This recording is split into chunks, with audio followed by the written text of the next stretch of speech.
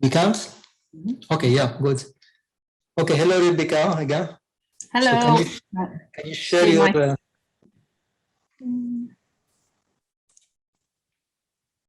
Rebecca will be talking about our space, our future. Please make it like a full screen.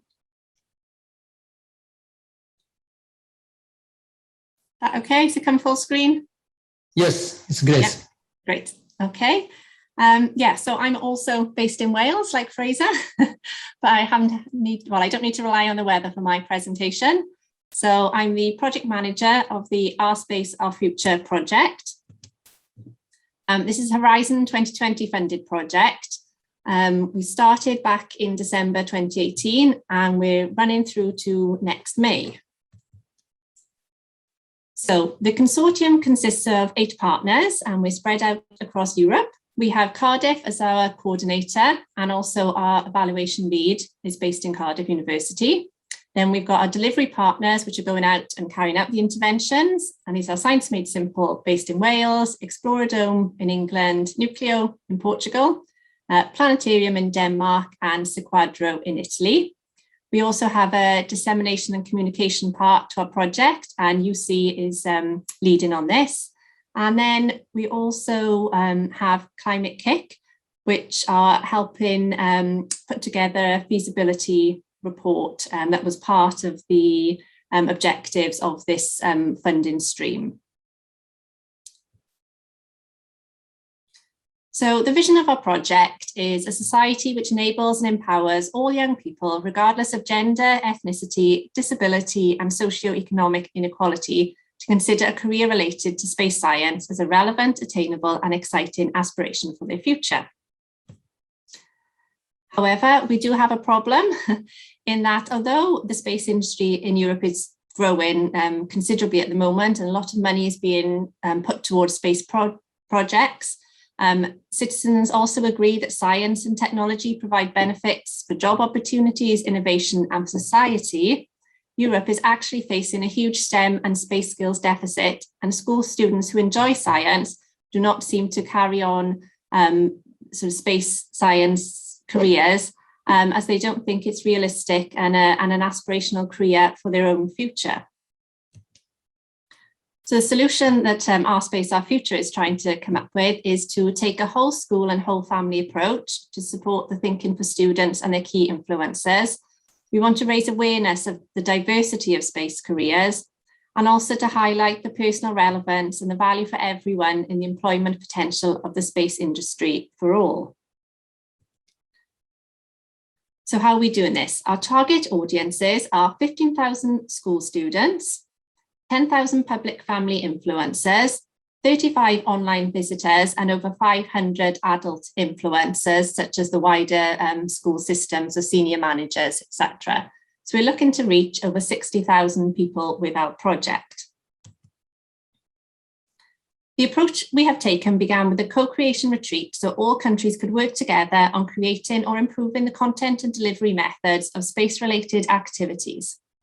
A systemic literature review has also taken place, and this has shown that in order to empower the school-age students, they need to feel that space sciences are relevant for them. So we need to take this into account when we plan our activities.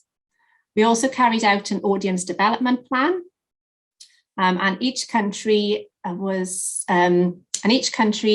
a set of criteria that they pick their schools on, depending on diversity, the underrepresented, and disadvantaged audiences.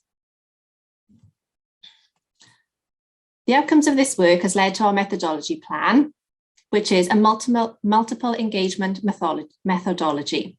So we are going to be given 4 consecutive interventions in each school we are targeting. We're having a strong outreach strand, although unfortunately COVID has the impact of COVID has meant that quite a lot of our face-to-face interventions have had to be switched online. We're looking at making sure we have a space careers focus. We're carrying out CPD for STEM. We're going to be working with key influencers, so we want to engage with the wider families, parents, and carers of these students. We are also carrying out an evaluation to understand our impact.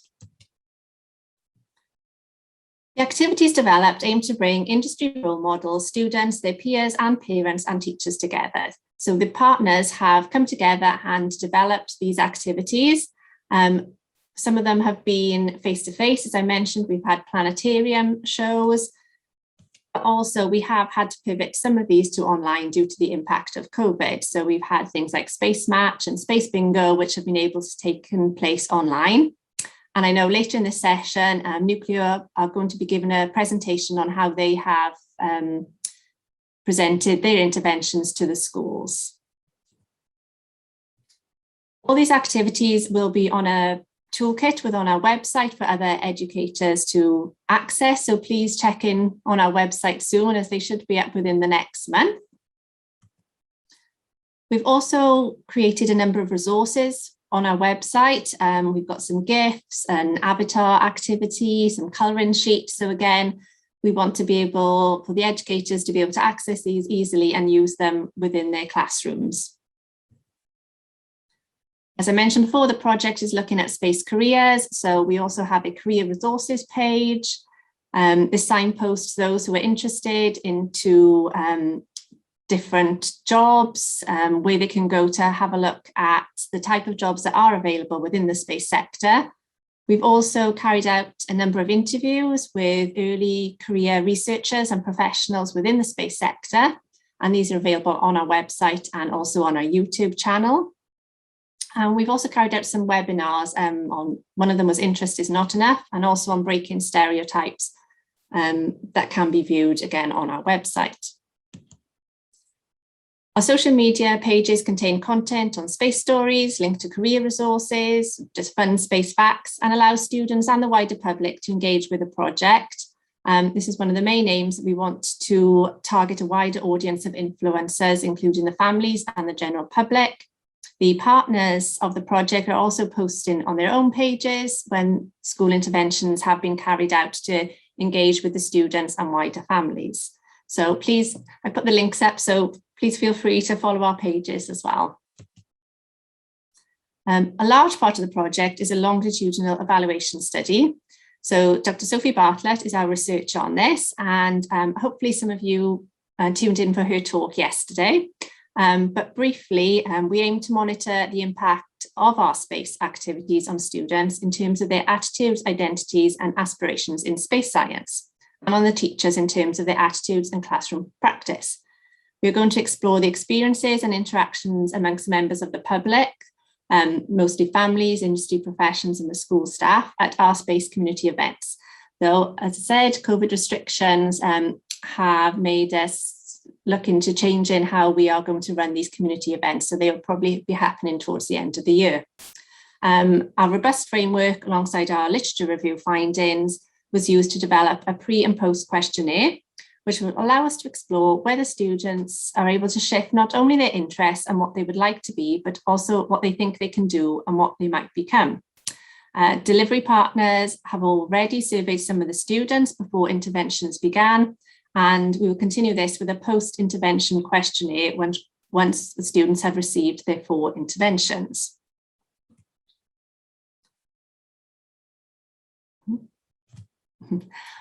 Already, pre-evaluation of our 1,365 results we have received have demonstrated that over 70% of students have agreed that space science is interesting, yet only 17% of the students agreed I would like to work in the space science industry, suggesting that indeed interest is not enough. In all countries, although we didn't receive enough data to analyse them statistically, it seems that pursuing a career in space science received quite a negative response, whereas the accessibility of space science received a positive response. So although these students feel they have the accessibility to pursue the space science career, they do not want to. We also observed some gender differences. For all but one of the statements we questioned the students on, male students indicated the more favourable response compared to females. And I should just note this data, we will be publishing all this data at the end of the project. The last part of the project I'd like to mention is our report that looks into the development of a future space kick. I'm not sure how much people know about the KICs, but they're a knowledge and innovation community, a partnership bringing together businesses and public authorities to tackle specific societal and systemic innovations and education. Already there are 8 KICs, and Climate KIC are working with us on this project. The questions we are asking in this feasibility study are: what are the main initiatives to support innovation in the space sector today? What are the advantages of the KIC model? Are European space stakeholders in favour of the creation of a space KIC? Is the creation of a space KIC foreseeable in the coming years? And what alternatives could be investigated to foster innovation without the creation of a dedicated space KIC? The methods that we are using to obtain this data, we are building on a collaborative work. We held a workshop with Space EU, our sister Horizon project, last year, and they have already produced a white paper as part of one of their deliverables for their reporting. Interviews with EIT, Climate KIC have been conducted, and we've also disseminated a survey to our international stakeholder group and some other important space sector consortiums within the space sector. And we've looked at existing literature. So this report will now be submitted to the European Commission next week. So that's quite a brief overview of our project. I hope you've gained a little insight. Please go and have a look on our website, but if you have any more questions or would like some more information, please do contact us. Thank you. Thank you, Rebecca, for presenting this pretty nice project, Our Space, Our Future. You've done your talk actually ahead of time. Okay. So I'm inviting colleagues who are with us here, if they have any comments or questions to Rebecca. I'll have to say Rosa's there, so she's one of our expert delivery partners. Rosa is a partner, so she's raising her hand. So go ahead, Rosa. It's a wonderful project. I just, I have a very noisy car around here, and I just wanted to add that the project is a very good opportunity also to tackle issues as equity and stereotypes, the multiple stereotypes related to science careers, and how we bring this information to the world, that becoming a space explorer is not necessary to be super smart, and it's not only for boys and all those things. And I think for a community like the Global Hands-on Universe community, it's very important to use this reality. And we had the opportunity to use, we have prepared a kit from Our Space, Our Future that we have used in 4 summer schools already, where we give to the teachers an assembly of icons and images and drawings and ideas, and also an inclusive activity where they can, deliver this to the children and ensure that children perceive that space is just a career as any other, and that normal people are working there. So it's not filled with stereotypes. And this is something that I really adore about this project. It enriches, and Luisa is going to present in a couple of presentations. She's going to present a few of the examples that we had in Portugal, but we had schools working with refugees, we had schools working with minorities, and also regular schools, and the perception of space careers grew so much within those schools. So it's really, I'm saying this to this audience because I really hope that in the next school year, people will be knocking our doors asking, can I use these kits? Can I have the ideas? So that, other countries can also benefit from what is being produced by Our Space, Our Future, because it's really unique. This is great, actually. How many languages are you using? Yes, Portuguese, English, Danish, and Italian. You don't have French, okay. So yes, a good range, but it would be nice to expand. But now, like, English is universal, basically. So we do have our website in Welsh as well for any Welsh speakers out there.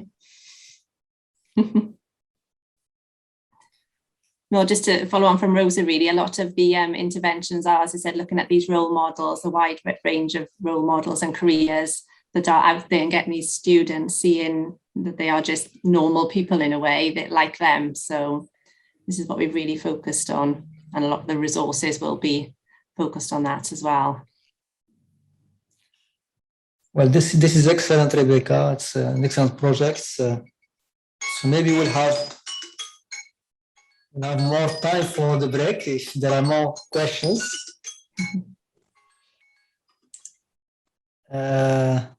So I'd like to thank you all. Maybe I'll